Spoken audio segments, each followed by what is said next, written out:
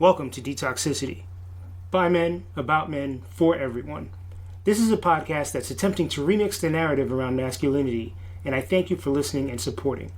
If you're new to the podcast, I hope you check out the archive, which contains over 150 episodes. I'm always happy when someone reaches out with a friendly word or constructive criticism, so never hesitate to hit me up either via IG at DetoxPodGuy or via email, detoxpod@gmail.com. You can also contact me if you're interested in being a guest on the show or if you know someone who might be a good guest for the show. There's also a Detoxicity Patreon. Patrons get episodes 1 week early, plus I will mail you a cool DetoxPod fridge magnet. Go to bit.ly/DetoxPodPlus to find out more. Oh, one more thing. Late last year, I completed my certification courses, and I am now a life and relationship coach. I'm taking clients. Go to mike-joseph.com and book a free consultation. Thanks for listening. I really do appreciate you. As I've started to launch my coaching business, it's been really interesting to meet quite a few people who are also interested in doing the coaching thing, but come from a musical background. There seems to be a pretty natural progression from the music industry to doing life coaching, men's coaching, relationship coaching, executive coaching, whatever it is. And one of the people that has made that transition and is doing it well is Elliot Aronow. Elliot is my guest on this particular iteration of Detoxicity, and he runs a program called Minor Genius. And Minor Genius really helps guys develop projects, businesses, and lifestyles that bring them joy, self-confidence, and abundance. He has a theory that people are not really truly fulfilled unless they are doing something creative, which I think has quite a bit of validity, and you'll hear more about it as we converse over the course of this podcast. But Elliot has not just been a coach. He has been a TV host, a columnist for GQ. He has been a fashion editor.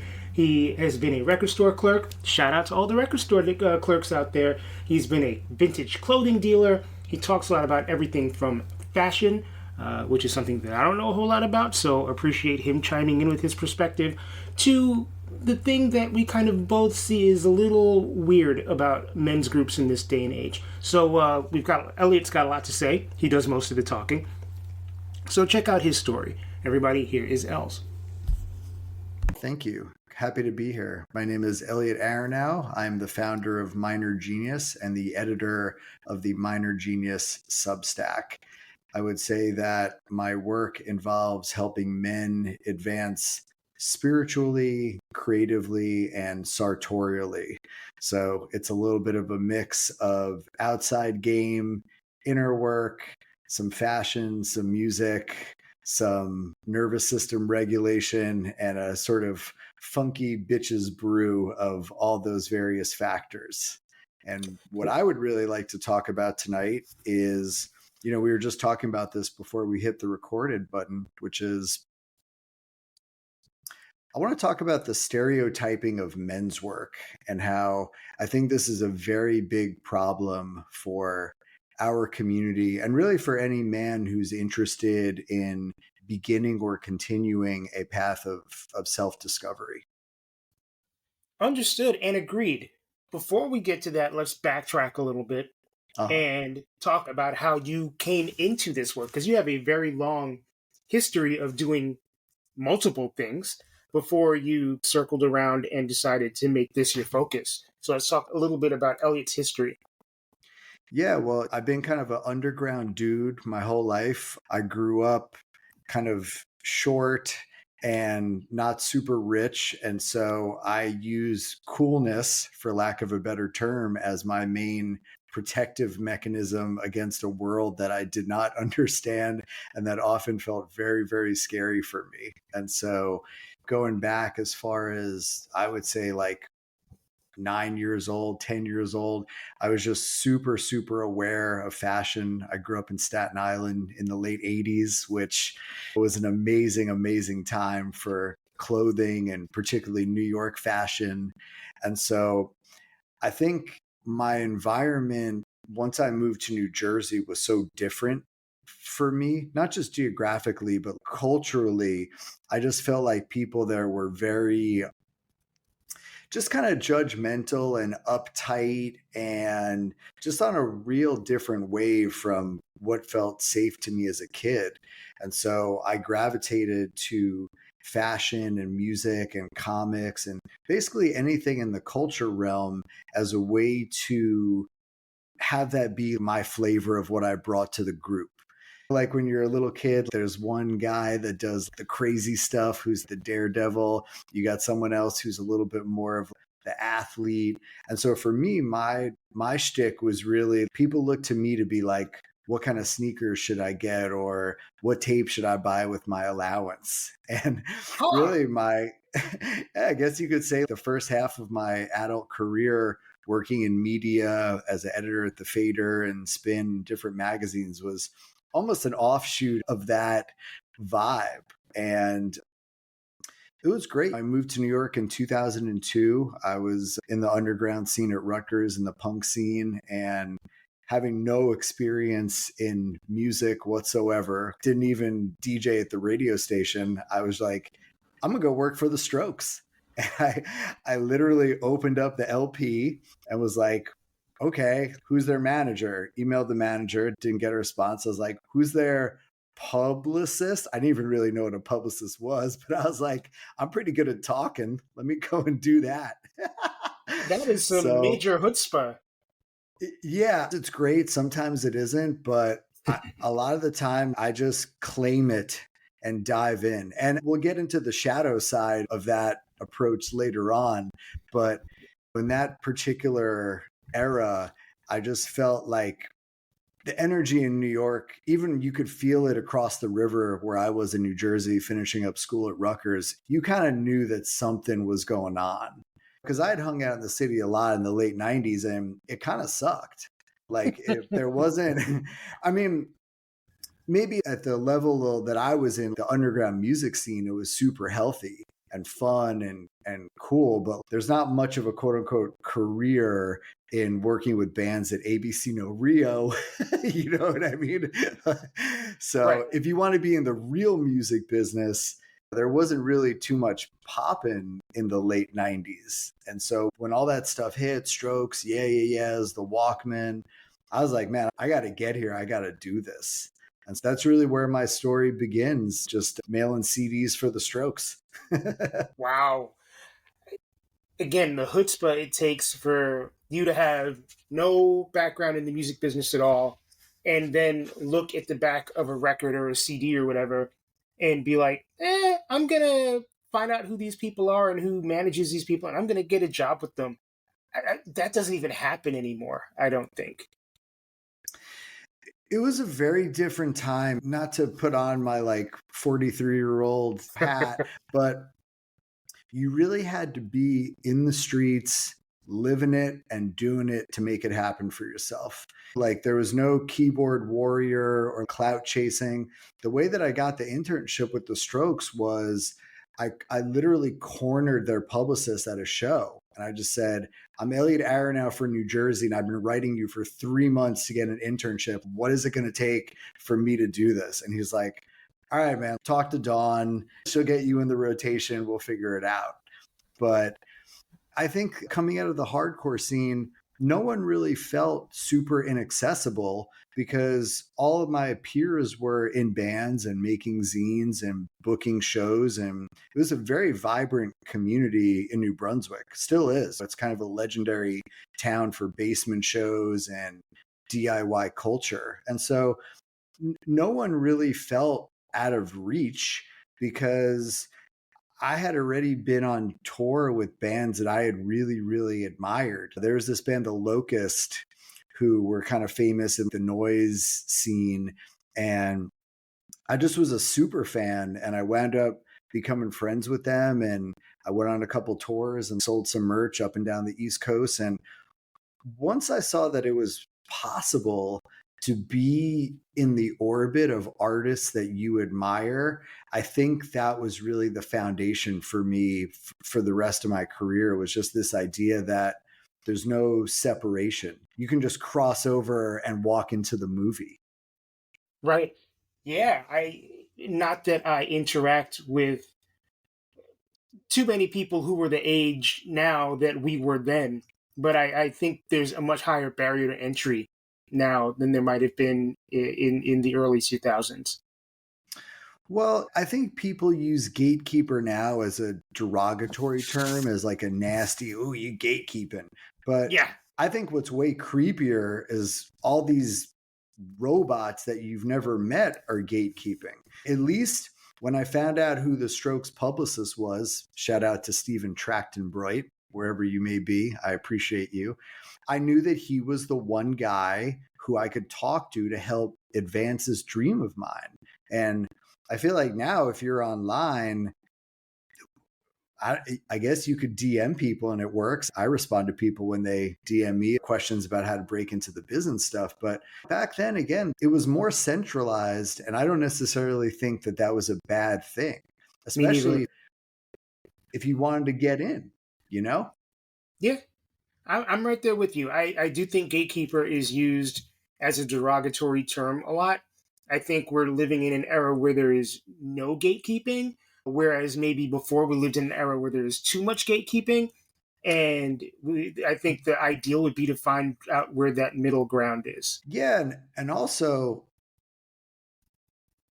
we're about the same age. So a lot of our references all flow back to what I consider to be the essence, which is to say that period in the 80s when punk and hip hop and all these kind of underground things were really becoming a collective concern in a good way. You know, it wasn't just this marginal whatever stuff anymore. It was right there and it was happening. And by the time it was 98, there was still a lot of people connected to the essence that were available and accessible. And I think that that's a really beautiful tradition that we kind of lost. And Mm-hmm. I guess now, as an older head, I try to think of what I'm doing as a continuation of that legacy, because the goal of corporations and control culture is always to disassociate the politics, the messiness, the interesting, funky stuff from the product, right? Thus, like 2000s hipster, which was really just indie, but without any of the politics. You didn't have to be interested in animal rights. You didn't have to be interested in gay issues. You didn't have to be interested in anything. You just had to wear a shirt. And that's why all that stuff became so big, was because it was divorced from the element. So to just kind of roll it back to the gatekeepers, I look at them a lot of the times as cultural historians. You know, I go out of my way to find people that are older than me and be like, put me on, teach me something. Right. What was that like back then? Right. Let's talk about fashion, because it was the first thing that I noticed about you. And at the start of our conversation today, you talk about your childhood and how that was something that clicked into focus at a pretty young age. I mean, I shouldn't say most. Thinking back to when I was a teenager, I think I had a fairly decent sense of what I wanted to look like. I don't think I had the resources to put it together the way that I wanted to put it together. And I also think that I didn't have the bravery to look the way I wanted to look and dress the way that I wanted to dress, because I didn't want to put myself in a position where I was going to get singled out and talked about or anything like that. I wasn't secure enough in myself to be as individual as I wanted to be. When and where did that click for you? Or were you ever in a situation where you were like, I want to look a certain way, I want to do a certain thing, but I don't know how that's going to go over, so I'm going to fall back? Yeah, well, I'm glad you named the resources thing, because I think this has a lot to do, having unpacked it now over a decade and a half, 2 decades. I think this has a lot to do with my obsession with clothes. Was that I grew up the son of two teachers, not professors. My dad was a high school teacher at John Dewey High School, and my mom was a ESL teacher at Hudson County Community College. And in East Brunswick, where I went to high school and middle school in New Jersey, being a Jew also, my family did not read as wealthy within the spectrum of Jewish folk. And so I kind of got the worst of both worlds, right? I had all the implications like, oh, you Jewish, you must be doshed up, one of those guys. And because I was small, I also wore a lot of hand-me-downs from my friends and from their siblings. And so I think for me, the fashion was a desire to assert myself because, again, I was not strong. I'm 5'5" now. I was even smaller as an adolescent. And so my way of finding safety in the group was basically to be fly, or at least an 11-year-old suburban Jewish kid's version of what fly looks like. But also, I think when it comes to fashion, style, whatever you want to call it, um, you have a love for it and you're drawn to it, or you find it annoying and a distraction from what you really want to be doing. And I think that both are valid in their own way. I think it's a shame that something as beautiful as style, the musical end of architecture, as Malcolm McLaren used to say. I love that quote. That's a great quote. The musical end of architecture. It's profound. But it's a shame that something as fun and something that can give people self-esteem and confidence and a sense of comfort in who they are is so poisoned by the industry and the kind of complex, no pun intended, around fashion.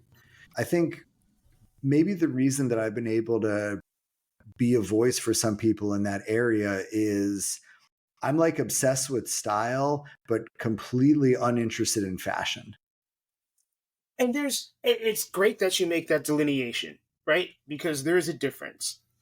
And as you're talking, I'm thinking back to my junior high school days, early 90s, when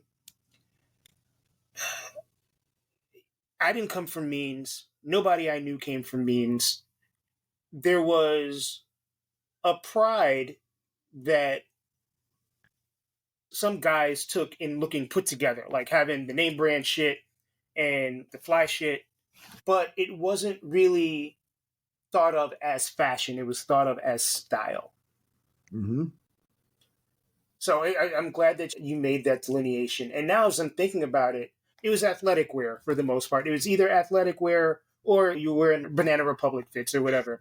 Yeah, you got the rayon shirt for the dance.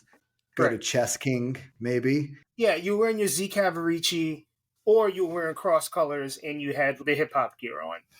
But I think to really be invested in fashion at that age, you were considered, and again, I guess I'm kind of casting aspersions here because this is really just the way that I saw things. Either you were considered kind of snobby or full of yourself, Mm-hmm. or you were considered not masculine. It wasn't necessarily considered masculine to like look good unless you were specifically trying to impress a girl. Yeah, I came up against that a lot when I was in college because the hardcore scene is very sort of anti-fashion in the sense that you got your fatigues, your band t-shirt, and maybe some non-leather New Balances. And Right. so when I started looking like I was auditioning for The Who, people were like, oh, whatever, this guy, who does he think he is? That's whack. That's not punk, blah, blah, blah, blah, blah. And I was like, yo, bro, the guy that quote unquote invented punk was a clothing retailer, Right. right? By the name of Malcolm McLaren. That's right. Or I should say, maybe codified the look of punk. I don't think anyone invented punk. I think it was always out there in the ether and someone just claimed it. But yeah, man, I definitely see that even today, people look at you a little bit, you know what I mean? If you're a dude and you're in what I would consider mixed company, like people that are not in the scene and of the culture, and you're real excited about style, or you just present yourself as someone who clearly cares about it a lot, you do stand out. I think I've learned to turn that into an advantage, but I could definitely feel the room sometimes when people are like, sometimes you just got to work a little bit harder to earn people's respect because they assume that if you're dressed smartly, that you're kind of an asshole, that you're condescending, or you think you're better than them. And again, it's a shame, man.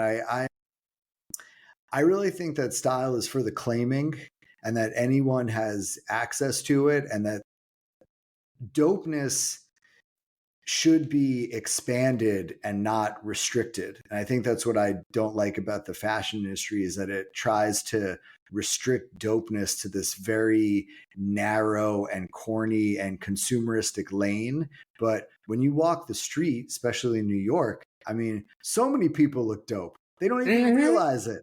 You know what I mean? Like grown people, I mean, not grown like us, but 80-year-olds, some of them just look amazing. And No, it's you're absolutely right.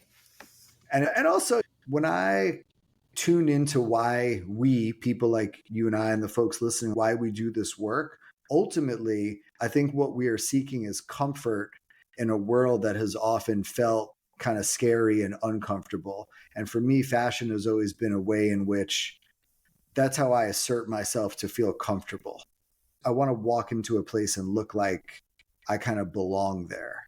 There's definitely an element of personal branding where, again, it's like conflation. People are like, style, it means you have to dress in this particular thing and wear this shirt with this pants. But I feel like personal style is just being comfortable, regardless of attire, comfortable in your skin, and then wearing what you feel like you want to represent yourself. Absolutely. And what's more powerful than that? I mean, we're the only animals that can pick our plumage. So why This is not take true. advantage of that? You know what I mean?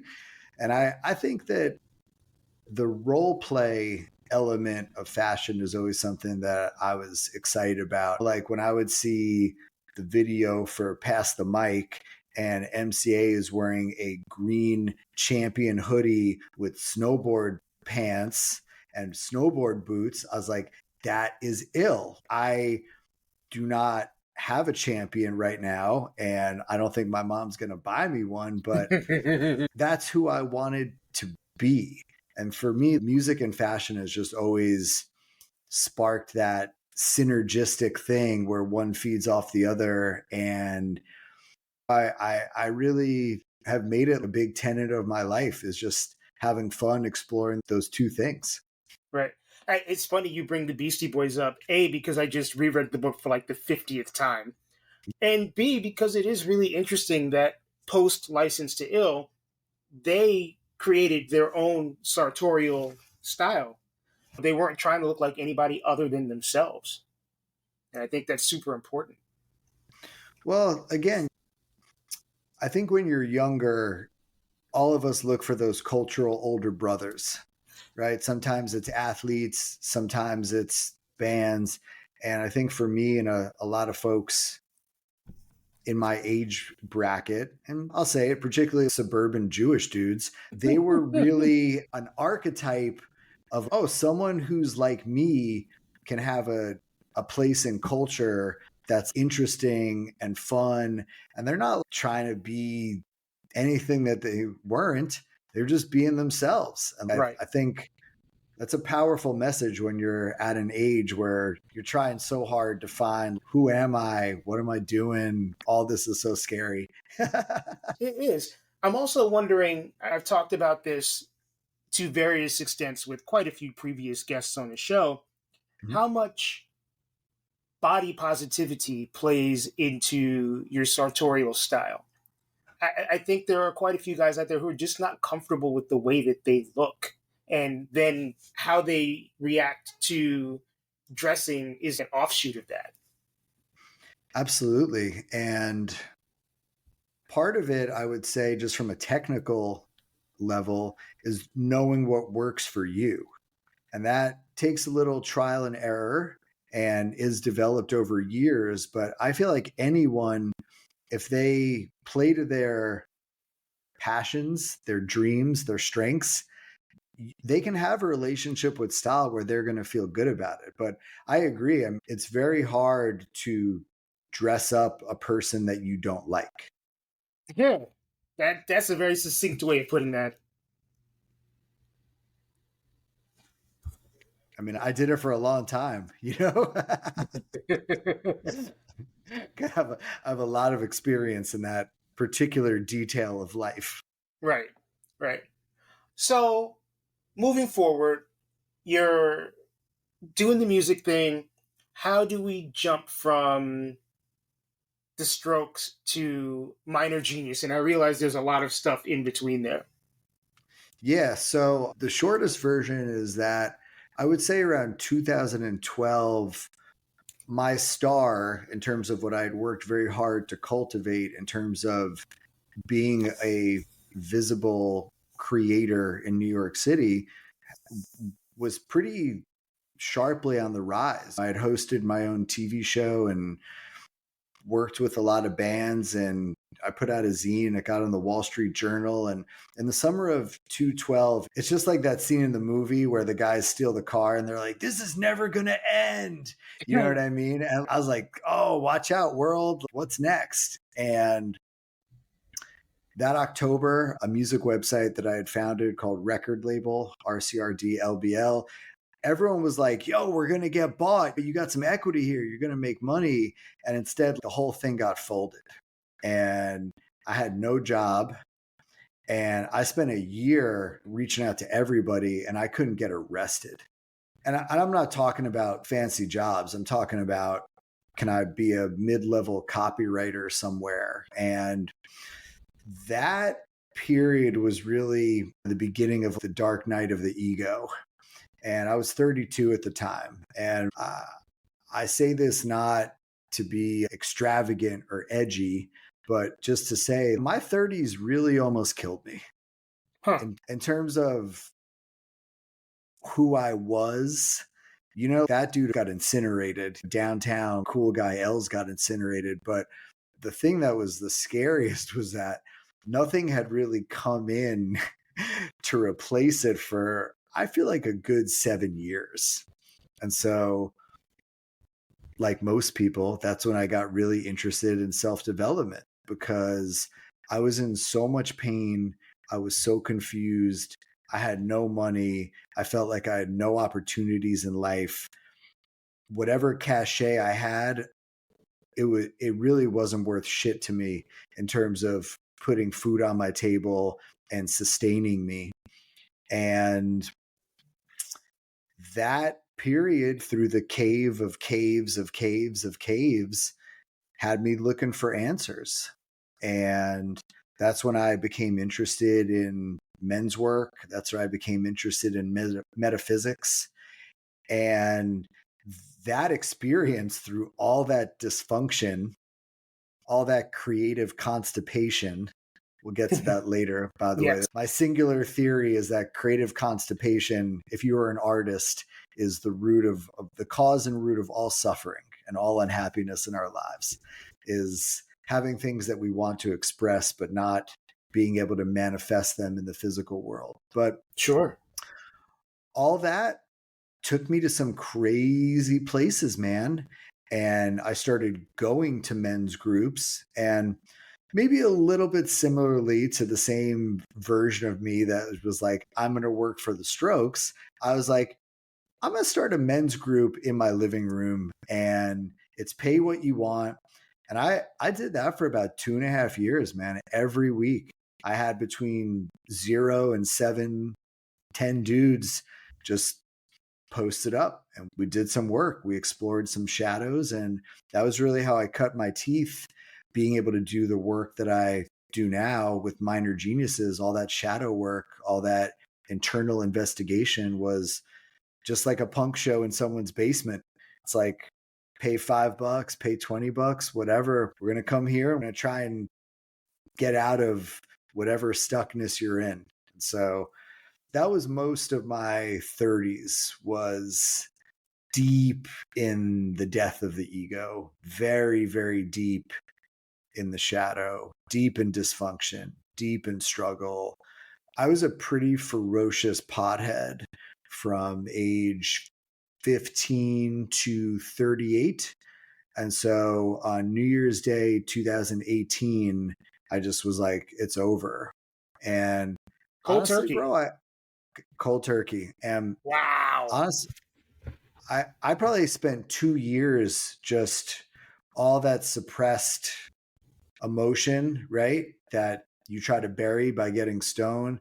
I had to really sit with that and process all that. So a lot of my 30s were spent, I would say, dissolving and killing cool guy L's and just going into the shadows and learning about what's in there.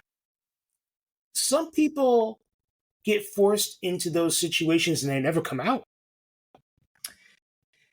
Yeah, that's a danger, man, and that's why I'm really in favor of creation and IP and having projects, because I know what it's like to be lost in your own ass of spirituality for years and just doing all the meditations but not making anything. And so I think that as men, we have a bias towards action. And so we talked about this in the email, and I'm more than happy to dig into this. I believe that a purely talk therapy model for men is kind of benign at best and very problematic at worst. I understand to an extent what you're saying, but I'm a little curious to dig deeper here. Yeah. So my friend Sean Hodgkiss, who's an amazing men's coach and leader to men, he and I started up basically an online men's group the first week of COVID. And I spent 2.5 years really listening to men's fears and their concerns and what was going on in their marriages and in their professional lives. And while I do believe that accessing your emotional availability is key, 100%, and something that most of us need to work on because we don't have any models for that coming up. I do believe that simply talking about what's going on in your life, but not being able to actualize it into a song, a painting, a t-shirt, a zine, a book of short stories, a radio show, a podcast is a recipe for misery, because that energy needs to be expressed into form in order to fulfill its destiny, right? And like I was saying before, in regards to creative constipation, all these dudes that came to the men's groups were great guys and very talented writers, art directors, and they kind of lost that part of themselves and had to find that they were capable of making stuff again. You know how it goes, man, when you get older and the Yeah, responsibilities. And also, I think life gets in the way. or I would say maybe life shows you what needs to be changed. I don't believe that life gets in the way. I would say that Yeah, life I mean, shows you what needs to be changed. yeah, I probably should rephrase that because I do I'm just think being that, naughty. no, I actually use that term, life gets in the way, as an excuse or life happened or whatever. That's the victim, Yeah, right? Life is happening to me versus I am a man with agency and I take responsibility for what got me here. And I am prepared to do what is required to get me out of here. right. It's similar to the I'm too busy excuse. I'm Uh, too busy to make time for this thing or person that I'm passionate about. Busyness and money are the two biggest bullshit excuses for anyone who does not want to advance things. And I know I can even hear it in my voice. I'm going to dial back the judgment because I've been that guy. I don't have enough money to do this, or I'm so busy doing this. How could I possibly take on that? So I just want to check myself in this space. I'm not above any of the self reflection that I encourage in others. But I will say that, again, having spent 10 years in the dungeon without my dungeon family, just solo, solo in the dungeon, no organized, no organized. They weren't around either, unfortunately. I'm sure I would have felt better if they were. But having spent a lot of time in that space, I could also share that the shadow is very sneaky and it will always use time and money to keep you from changing your life. Though, I mean, those are the two default shadow. I have this idea and I want to make it. And the shadow's, you don't have enough money. Right. Classic stuff. Right. Right. And I think it's important to recognize that and to, that's another version of checking yourself, right? Like the knee jerk would be, oh, I don't have time to do this. I don't have the money to do this. I don't have the resources to do this. But even if that pops into your head, maybe the next thought is, but maybe I find a way to do this. Or I ask a couple of people to help me. Maybe I do some research and figure out how to make this happen. The journey from default shadow victimhood, scarcity, hiding, avoidance, to me is like the cosmic story across all dimensions, is basically, how do I tune into my core and advance my real purpose, my divine purpose? You work with a lot of dudes. All of us say that, right? This one part of me wants to do this, but then there's this other part of me, and you can feel their energy dip when it's like this other part of me. Oh, right? yeah. I think that is life. That is the human experience, is moving beyond the default victimhood and perceived helplessness of the shadow and into capability, creativity, fun, and connection. And for me, I know that that's what I'm here to help manifest on earth. I'm doing it through style, I'm doing it through music, I'm doing it through projects, but ultimately I know that that is my mission, is to help people out of those lower states of consciousness or lower forms of life and just into areas that feel more fun. Because look, man, you're a soldier of this work too. You know that when you're in it, I mean, it can be really dire.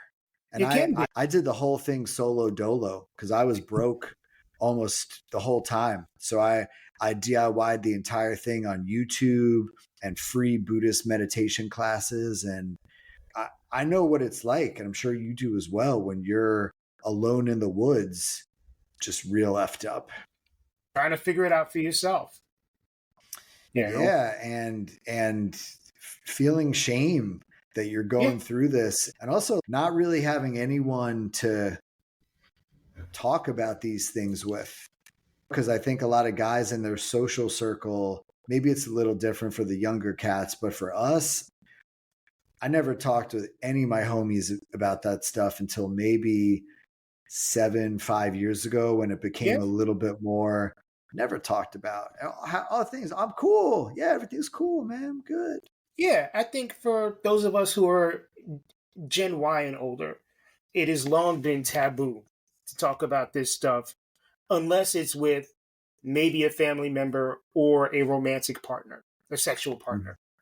So I think that Gen Z and younger millennials, for the most part, have that part really down pat because they're emotionally aware in a way that some of us are not at yet, and that it took a lot of us until our 30s and 40s to get to. I do think that we have the benefit of being New Yorkers as well, where there are multiple valid versions of masculinity, and maybe in some other parts of this country and the world, they don't have as many options. Absolutely. And look, even in parts of New York, where I grew up in East Flatbush, like there was one kind of masculinity and that was it. And I think that may even exist to an extent. I see it in some of my younger relatives as well. Community and just the idea of having people and leaning on people and dudes looking out for each other. It's something that in everybody I talk to, I see the desire for it, but I don't always, and I'm not even sure if I would say I often see the execution. And the reason for that is because it is difficult. And it's difficult logistically, it's difficult emotionally, and it requires, I believe, for someone to be the leader. And again, I don't know if you ever tried Everyman. Do you know what those I've guys heard were of doing? the Everyman Project. I'm familiar.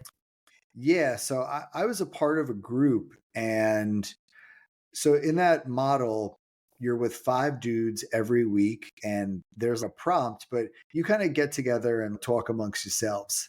And without a safe male leader, it very quickly devolved into the pettiest, lowest form of word combat. And so, again, to have someone who can lead people who want to be students or disciples or community members, however you want to look at it, to have a space, physical or online, and regularity. I mean, that takes effort, and that takes a few people really teaming up to make it happen. But I am very happy to see that over the past 7 years, this has become more normalized. Although I do have some pretty profound, well, maybe not profound, I think they're profound, but some key critiques of this model that if men can just talk about their feelings, then we'd be okay. And you mentioned the talk therapy alone not being particularly helpful. And as you talk about it, I'm thinking, and I'm like, okay, talk without action generally is useless. And I'm kind of formulating my thoughts as I'm speaking. I am a huge proponent of therapy, but I think you need to take the things that you unpack and that you learn in therapy and then put those into action. And I do think it is important to have some kind of creative pursuit. I mean, over the last 10 years, I ran a blog, I wrote, I have a podcast, I have multiple podcasts, I have a radio show, I have all this stuff. And that is super helpful. So, just to add to your point, it could be a radio show, it could be writing, it could be journaling, but it could also be woodworking, it could be building furniture, it could be putting together puzzles. Anything. Yeah. And the reason that I'm so bullish on projects is that I believe it is impossible to not come up against your stuff when you're manifesting and executing and sharing a project. All of your shadows, all of your voices that are like, this is whack, no one's going to like this is going to be bad if you put this out. All that stuff comes out when you're making stuff. No And doubt. if you can prove to yourself that you made something and you didn't die, to me, that ultimately is the power that I think talk therapy alone cannot unlock for you, because it's just a different, I can't explain it, but it's metaphysical, it's magical, it's probably beyond the scope of my limited understanding. But I do believe that when you take essence, vibes, ideas, and you turn them into form, that shows you how much capability and how much of a creator and a master you really are. And I remember in my darkest times, I saw myself as a total victim. I saw myself as a loser. I saw myself as someone who just was a failure and had fallen from grace. And I think that had I worked with someone who just showed me that I have capability and that I could make stuff, I think my journey maybe would have been a little bit shorter and maybe a little bit less miserable. But I just want to be clear, I'm not in any way knocking talk therapy. Of course not. I'm just saying that my personal opinion is that in order for men to evolve in the ways that we most dream of, which is to be seen, to feel safe, to make stuff, to share it with people. I think that that needs to be tied to a creative act and manifest itself in the physical world. I don't believe it could only be psychological, but that is just some schmuck from Staten Island's opinion.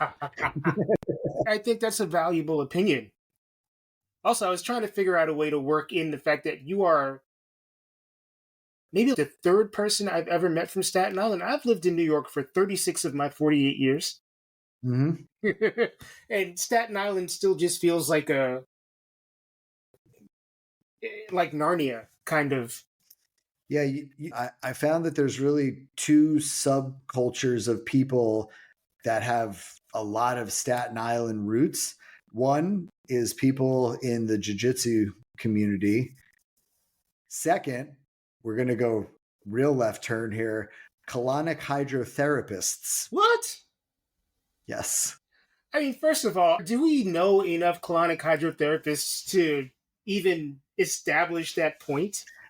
It's a very small scene, and two of the most prominent ones that I know are both guys from Staten Island. Really? Three, actually. Three. Wow. Three is a trend. Wow. That is a niche upon niches. Yeah, so I just thought it was an interesting factoid that I picked up. Yeah, I mean, I think of Staten Island, I think of cops, I think of Wu-Tang, and Kevin Devine, I think, was born on Staten Island and ended up in... Yes, yeah. I believe so. So, shout out Kevin Devine. We love you. Yeah. This isn't meant to sound as loaded a question as it is, Sure. but my ears kind of perked up when you're just talking about widening the spectrum of masculine expression. Because you're right, when you're in New York, you grow up and you see and you interact with a lot of people that hit all different notes on that. So I was curious, what is your opinion about ways in which people in our community that are interested in doing men's work and are interested in self-development, what do you think we could do to widen that filter? Because right now, men's work, in my opinion, kind of gets stereotyped into this, like, you wear war paint and call each other brother and beat on drums and shit, which is super dope. Like, I'm not hating, but I would just say that if I were looking for direction in life, I couldn't resonate with that, and I probably would put off doing the work. So I guess my question to you, to the listeners, to everyone in this community is, what are some ways that we can make this more accessible and have someone see some of this work and go, oh yeah, that's me. I want to give this a shot. One way I do that is by talking to people who have different perspectives. And look, when I started doing this and began talking to people who specialized in quote unquote men's work, I got that same picture. It was like dudes wearing war paint, going out into the woods, taking their shirts off, and it felt very January 6th to me. Yeah. And I was like, True. I am not about that life. I am not about that life at all.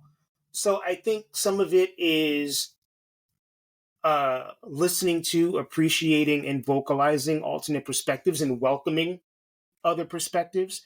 So much of it is in community. So much of it is in modeling behavior, being the change that you would like to see.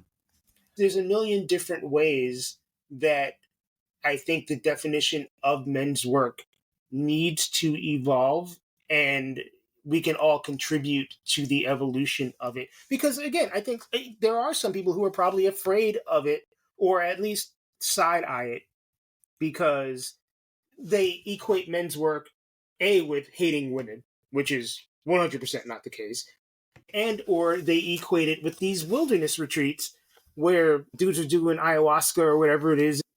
I don't know. And if that works for someone, then God bless them, let that work for them.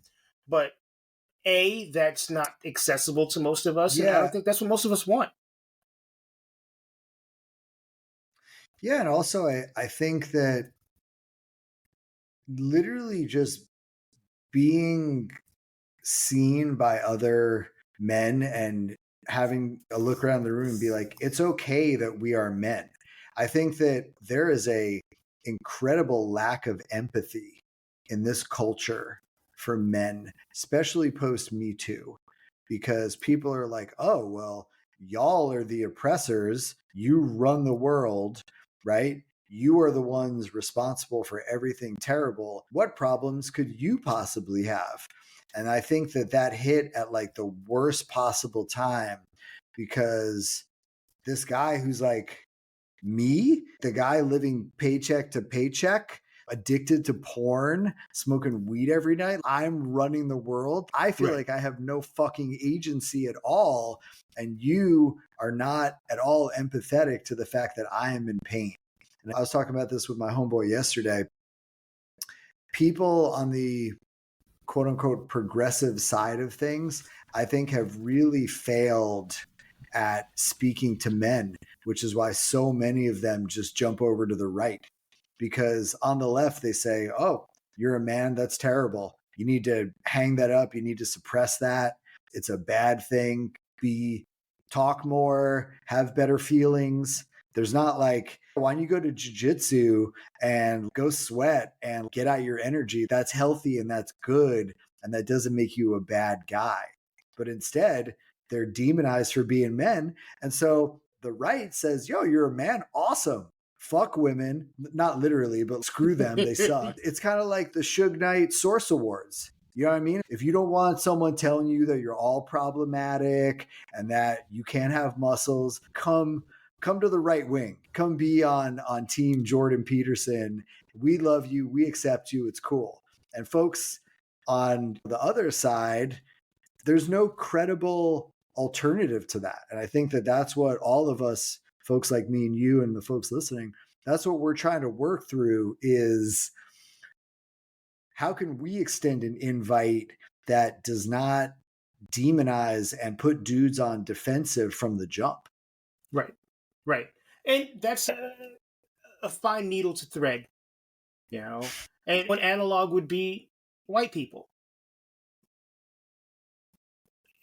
How do you make sure that people are down for the cause without turning them away and making them feel like this one person, is responsible for all of the crap that goes on in the world? I think that's something that is so lost in the discourse today and over the past 10 or so years. And it just has a lot of people lost or confused.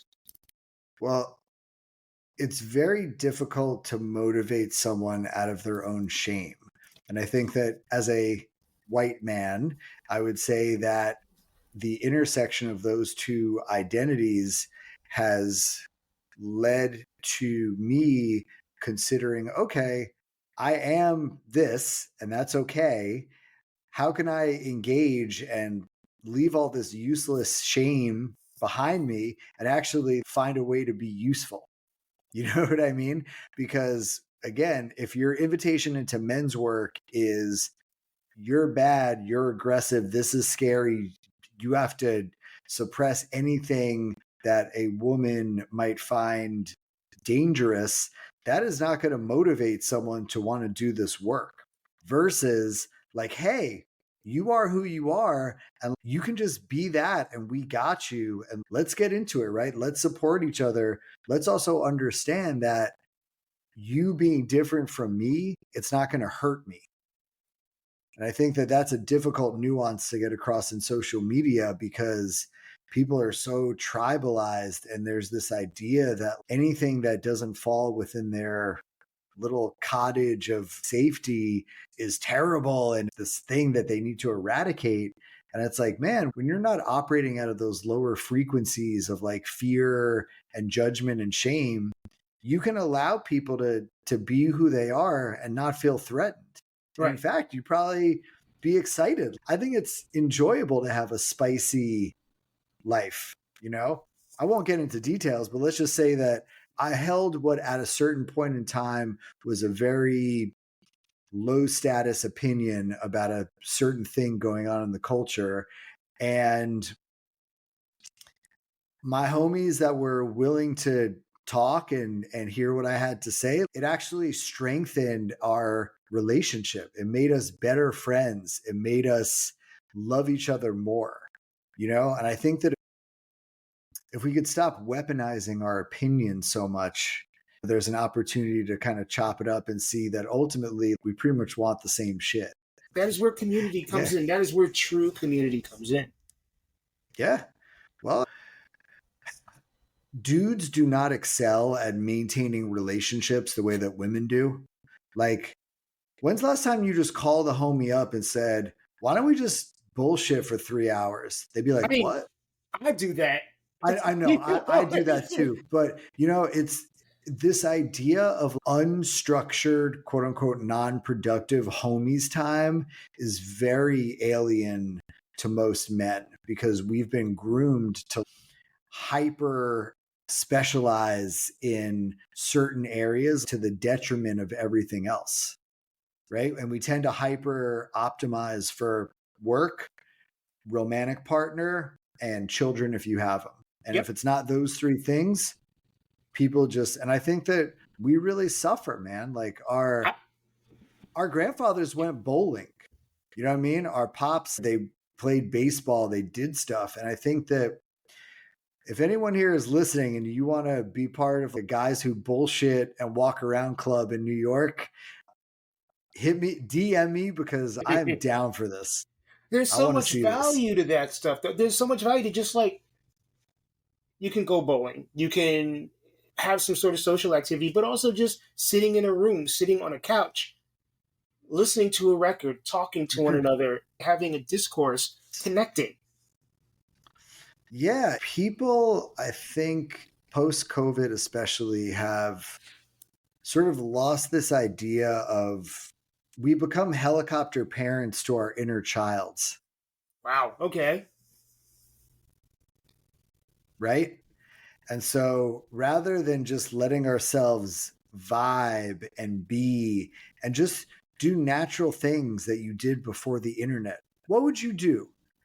You go to a record store, maybe you go see a movie, you go get a taco, right? It was fun. Yeah. And you were just in the moment and life happened and it was cool. And I think, again, this hustle culture, this social media panopticon vibe has condemned people to just become so parochial and be like, is this productive? How is this furthering your brand? And it's like, man, that is not a recipe for fun. Right. I'd be so hype if you called me up and said, yo, Els, do you want to just bullshit and go, we could maybe check out a couple thrift stores? I'd be like, bro, yes, I've been waiting for you to call. Yeah. And I think that if any guys listening maybe can have a takeaway, it's like, you can do that to 3 people and I bet one of them will hit you up. And it's amazing what comes out of that unstructured, non-therapeutic, but also hella therapeutic male bonding. It is super therapeutic. I mean, I went over to a buddy's house on Saturday night and his wife had gone somewhere for the evening. So it was me, him, and his kid for a little bit. Kid went to bed. But we just hung out and watched the movie and we talked and we bullshitted. And it was great. And then his wife came home and we continued the conversation and it was still great. There's so much value in like getting off the fucking phones, not necessarily doing something with the purpose of being productive, but having a moment where you have a soul conversation. You're talking, you're learning from each other, you're connecting, your brain's working in that way. Yeah. And also, as I'm sure you can relate as a big music head, sometimes just arguing about records and about producer choices or, oh, this was whack. That kind of vigorous nerditude, I think, has been lost in our kind of digital quick hit thing. I remember I would just walk around with my friends and just have, it was just an opinion fest about oh, Pink Floyd, whack, Pink Floyd, dope, whatever it is.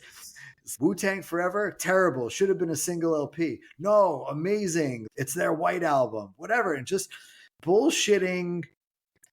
There's no careerist slant. You're not an influencer. You're not a curator. You're just literally having strong opinions about cartoons and rap music and sneakers. And I think that's really been lost because where can you go to do that? Right?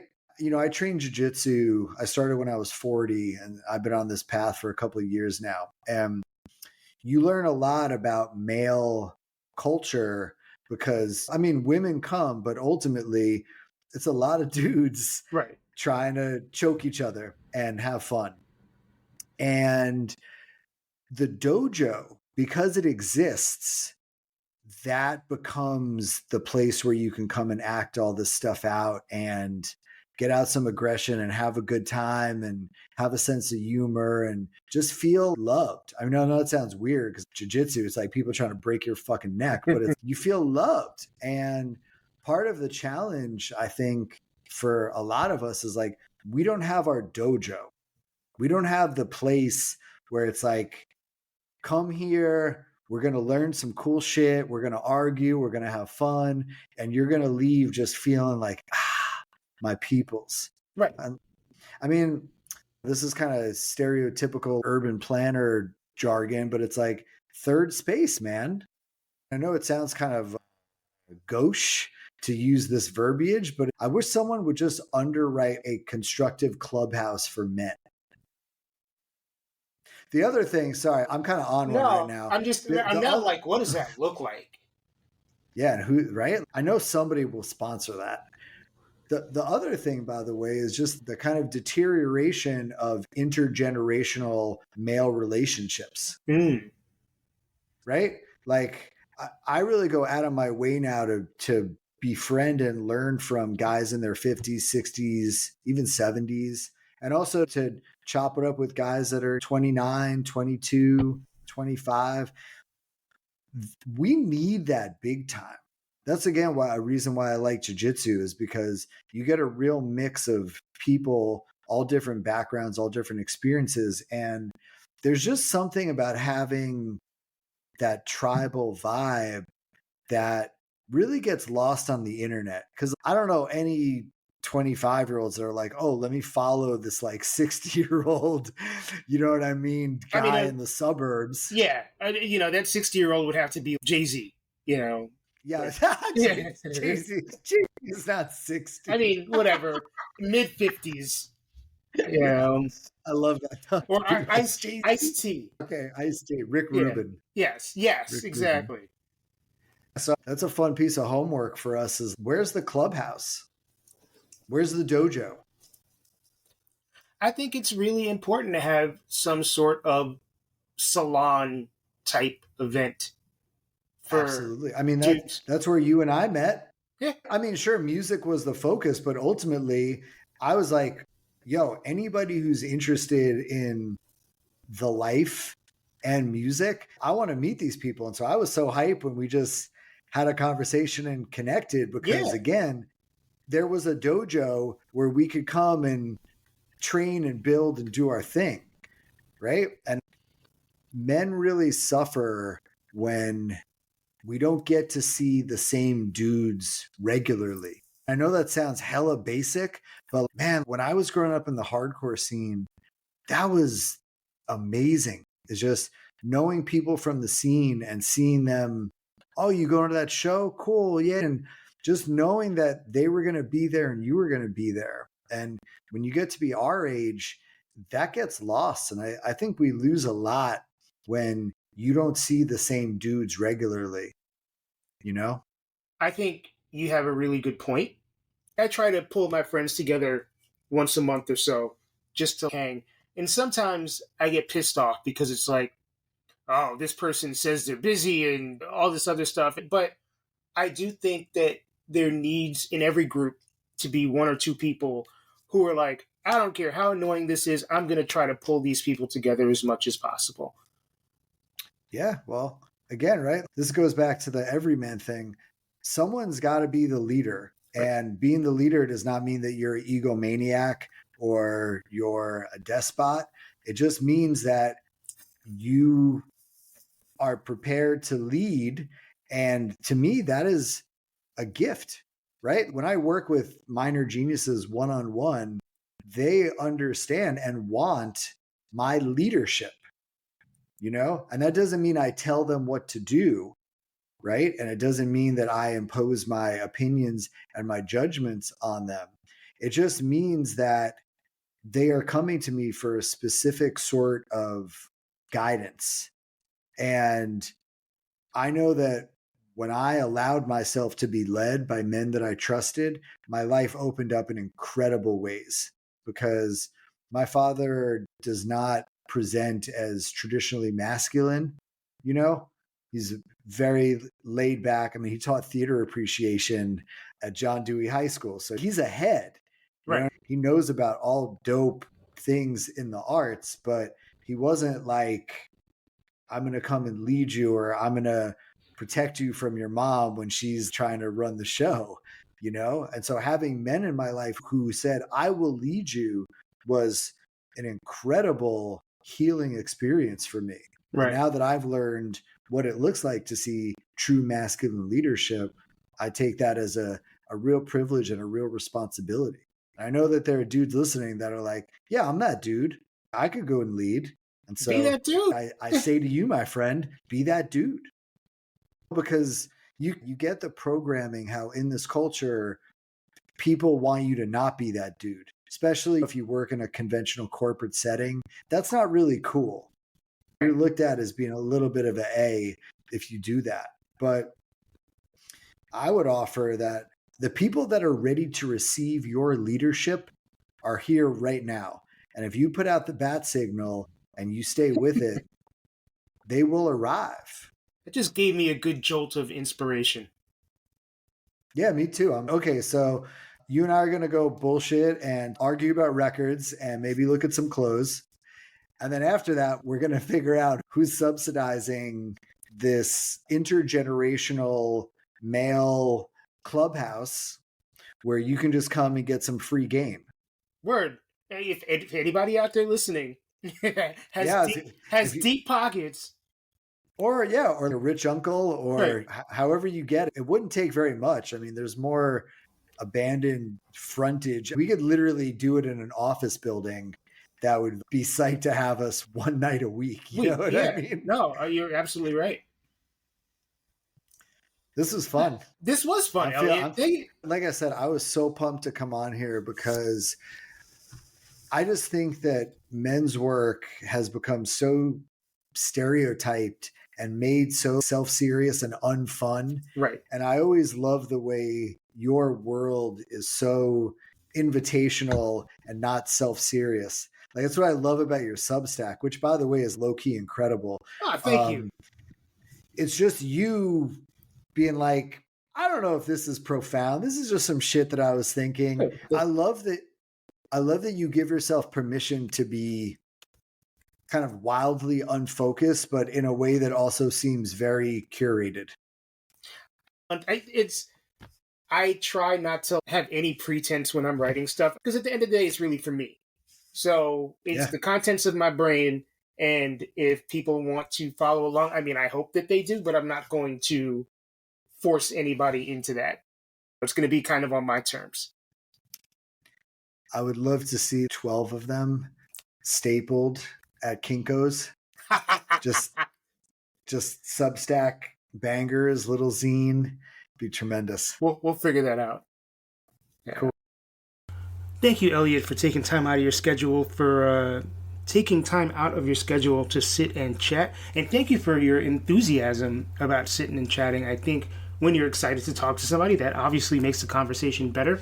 And I think that was a great conversation, and I hope it is one of many that we have over the ensuing weeks, months, and years. If you want to know more about Elliot, you can follow him on Instagram at minorgenius.xyz.